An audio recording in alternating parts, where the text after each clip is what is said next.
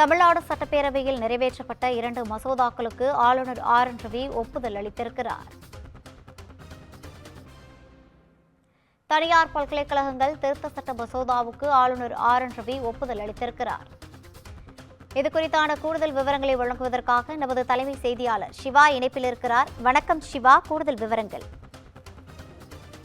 ரவினா, தமிழக சட்டப்பேரவையில் நிறைவேற்றப்பட்ட 2 மசோதாக்களுக்கு ஆளுநர் ஆர் என் ரவி ஒப்புதல் அளித்திருக்கிறார். அந்த ஒப்புதல் அளித்ததை தமிழ்நாடு அரசிதழில் தற்போது தமிழக அரசு வெளியிட்டுள்ளது.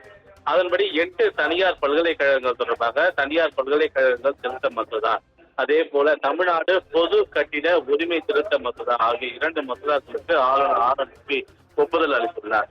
தமிழக சட்டப்பேரவையில சட்டமன்ற கூட்டத்தின் போது நிறைவேற்றப்படக்கூடிய பல்வேறு சட்ட மசோதாக்களுக்கு சட்டமன்ற உறுப்பினர்கள் அவர்கள் முன்மொழிவதும் வழிமொழிவதும், அதன் பிறகு அதற்கு ஆதரவு தெரிவிப்பது, அதன் பிறகு அந்த மசோதா நிறைவேறுவது போன்ற வழக்கங்கள் எல்லாம் இருந்து வந்தாலும் கூட அதன் பிறகு அந்த சட்ட மசோதா ஆளுநருக்கு அனுப்பப்பட்டு ஆளுநர் ஒப்புதலித்தால் மட்டுமே அது சட்டமாக மாறும். அந்த அடிப்படையில இந்த 2 சட்ட மசோதாக்கள் தற்போது ஆளுநர் ஒப்புதல் அளித்திருக்கக்கூடிய இந்த 2 சட்ட மசோதாக்களும் தற்போது சட்டமாக மாறியிருக்கிறது. ரவினா,